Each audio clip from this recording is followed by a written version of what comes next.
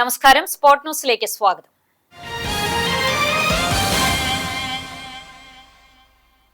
നിയമസഭാ തെരഞ്ഞെടുപ്പ് ഫലം വന്ന 9ാം നാളായ ഇന്ന് കോൺഗ്രസ് മുഖ്യമന്ത്രിയെ പ്രഖ്യാപിച്ചേക്കും. കോൺഗ്രസ് അധ്യക്ഷൻ മല്ലികാർജ്ജുൻ ഖർഗെയും രാഹുൽ ഗാന്ധിയും തമ്മിലുള്ള അവസാനവട്ട ചർച്ചയ്ക്ക് ശേഷമാകും പ്രഖ്യാപനം ഉണ്ടാവുക.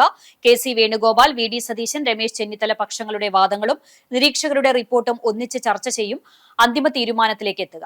3 നേതാക്കളെയും ഘടകകക്ഷികളെയും തീരുമാനം ബോധ്യപ്പെടുത്തിയ ശേഷമായിരിക്കും മുഖ്യമന്ത്രി പ്രഖ്യാപനം. ഘടകകക്ഷികളോട് രാഹുൽ ഗാന്ധി നേരിട്ട് സംസാരിക്കുമെന്നാണ് വിവരം. വി.ഡി. സതീശനായി ഉറച്ചു നിൽക്കുകയാണ് മുസ്ലിം ലീഗ്. എല്ലാവർക്കും സ്വീകാര്യമായ തീരുമാനം ഉണ്ടാകുമെന്നാണ് നേതാക്കളുടെ പ്രതികരണം. മുഖ്യമന്ത്രി പ്രഖ്യാപനം വൈകുന്ന സാഹചര്യത്തിൽ മുസ്ലിം ലീഗ് വിളിച്ച അടിയന്തര യോഗം ചേരുന്നുണ്ട്. പാണക്കാടാണ് ലീഗ് നേതൃയോഗം ചേരുന്നത്. സാദിഖ് അലി ശിഹാബ് തങ്ങളുടെ അധ്യക്ഷതയിൽ നടക്കുന്ന യോഗത്തിൽ പി.കെ. കുഞ്ഞാലിക്കുട്ടി, പി.എം.എ. സലാം, ഇ.ടി. മുഹമ്മദ് ബഷീർ, എം.കെ. മുനീർ എന്നിവർ പങ്കെടുക്കുന്നുണ്ട്. മുഖ്യമന്ത്രിയെ സംബന്ധിച്ച് കോൺഗ്രസ് നിലപാടിൽ എന്ത് സമീപനം സ്വീകരിക്കണമെന്ന് യോഗം ചർച്ച ചെയ്യും.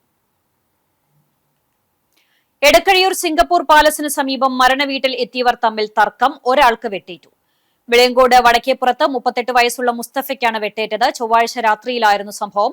പാലപ്പെട്ടി സ്വദേശിയാണ് ഇയാളെ വെട്ടിയതെന്ന് പറയുന്നു. പരിക്കേറ്റ മുസ്തഫയെ തൃശൂർ മെഡിക്കൽ കോളേജ് ആശുപത്രിയിൽ പ്രവേശിപ്പിച്ചു. ഈ വർഷത്തെ SSLC പരീക്ഷാഫലം മെയ് 15-ന് തന്നെ പ്രഖ്യാപിക്കും. ചീഫ് സെക്രട്ടറിയുടെ അനുമതി വാങ്ങി പൊതുവിദ്യാഭ്യാസ ഡയറക്ടറാകും പ്രഖ്യാപനം നടത്തുക. ഇന്നലെ നടന്ന ക്വാളിറ്റി ഇംപ്രൂവ്മെന്റ് പ്രോഗ്രാം യോഗത്തിലാണ് ഇത് സംബന്ധിച്ച ധാരണയായത്.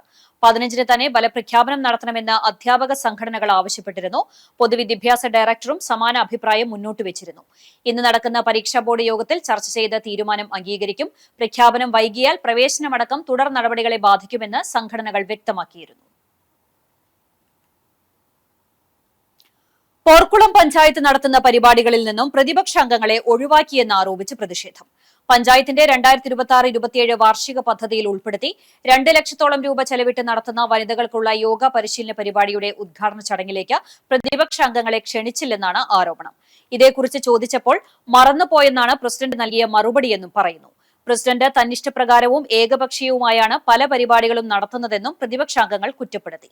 കുടിവെള്ള വിതരണമടക്കം പല പദ്ധതികളും സമയബന്ധിതമായി നടത്താത്തതിലും പഞ്ചായത്ത് ഭരണസമിതിയുടെ ഏകാധിപത്യ പ്രവണതയ്ക്കെതിരെയും ശക്തമായ പ്രതിഷേധം രേഖപ്പെടുത്തുന്നതായി ക്ഷേമകാര്യ സ്റ്റാൻഡിംഗ് കമ്മിറ്റി ചെയർപേഴ്സൺ കൂടിയായ സിന്ധു ബാലൻ അറിയിച്ചു. സ്വർണ്ണവിലയിൽ വൻ വർധന. ഒറ്റയടിക്ക് കൂടിയത് 10,200 രൂപ. ഒരു പവന് 1,23,120 രൂപയായി. പ്രധാനമന്ത്രി നരേന്ദ്രമോദിയുടെ കർശന നിയന്ത്രണ ആഹ്വാനത്തിന് പിന്നാലെ സ്വർണത്തിന്റെയും വെള്ളിയുടെയും ഇറക്കുമതി തീരുവ കൂട്ടിയാണ് വില വർധനയ്ക്ക് കാരണം. 15% തീരുവ കൂട്ടിയത്.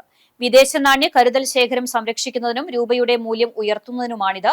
6% ഇറക്കുമതി തീരുവ 15% സർക്കാർ ഉയർത്തിയത്. 10% അടിസ്ഥാന കസ്റ്റംസ് ഡ്യൂട്ടിയുടെ 5%, അഗ്രികൾച്ചർ ഇൻഫ്രാസ്ട്രക്ചർ ആൻഡ് ഡെവലപ്മെന്റ് സെസ്സും ഉൾപ്പെടെയാണ് പുതിയ നിരക്ക് പ്രാബല്യത്തിൽ വരുന്നത്. പശ്ചിമേഷ്യൻ സംഘർഷത്തിന് പിന്നാലെയുണ്ടായ പ്രതിസന്ധിക്കിടെയാണ് പ്രധാനമന്ത്രിയുടെ ആഹ്വാനം വന്നതും കടുത്ത നിയന്ത്രണങ്ങളിലേക്ക് കടക്കുന്നതും. ലോകത്തിലെ ഏറ്റവും വലിയ 2ാമത്തെ സ്വർണ്ണ ഉപഭോക്തൃ രാജ്യമായ ഇന്ത്യയിലെ വർദ്ധിച്ചുവരുന്ന ആവശ്യം കുറയ്ക്കാൻ ഈ നടപടി സഹായിക്കുമെന്നാണ് സർക്കാർ വൃത്തങ്ങൾ പറയുന്നത്. വ്യാപാര കമ്മി കുറയ്ക്കുന്നതിനും തകർച്ചയിലേക്ക് കൂപ്പുകുത്തിയ രൂപയെ ശക്തിപ്പെടുത്തുന്നതിനുമാണ് നടപടി. എന്നാൽ 2024-ൽ കുറച്ച നികുതി വീണ്ടും വർദ്ധിപ്പിച്ചത് സ്വർണ്ണക്കള്ളക്കടത്ത് വർദ്ധിക്കാൻ കാരണമാകുമെന്ന വിലയിരുത്തലുമുണ്ട്.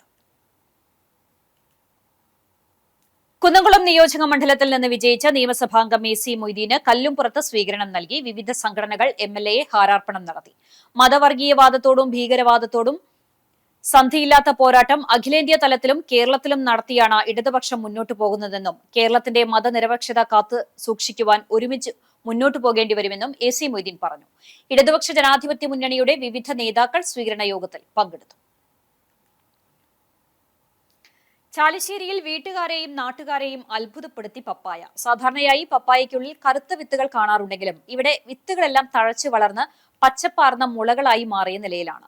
CSI പള്ളിക്ക് സമീപം Cheeran Soman Thrithala Alur GLP school retired അധ്യാപിക ശലോമി ദമ്പതികളുടെ വീട്ടിലുണ്ടായ പപ്പായയിലാണ് ഈ വിസ്മയം. സസ്യശാസ്ത്രത്തിൽ ഇതിനെ വിവിപ്പാരി എന്നാണ് വിളിക്കുന്നത്. സാധാരണയായി വിത്തുകൾ പഴത്തിൽ നിന്നും പുറത്തെടുത്ത് മണ്ണിൽ പാകിയാലാണ് മുളയ്ക്കാറുള്ളത്. എന്നാൽ ചില പ്രത്യേക സാഹചര്യങ്ങളിൽ പഴത്തിനുള്ളിലെ ഈർപ്പവും താപനിലയും അനുകൂലമാകുമ്പോൾ വിത്തുകൾ പുറത്തെത്തുന്നതിന് മുൻപേ മുളയ്ക്കൽ തുടങ്ങും. പപ്പായയിലും തക്കാളിയിലും ഇത്തരം പ്രതിഭാസങ്ങൾ അപൂർവമായി സംഭവിക്കാറുണ്ട്. ഇതോടെ സ്പോർട് ന്യൂസ് സമാപിക്കുന്നു. നമസ്കാരം.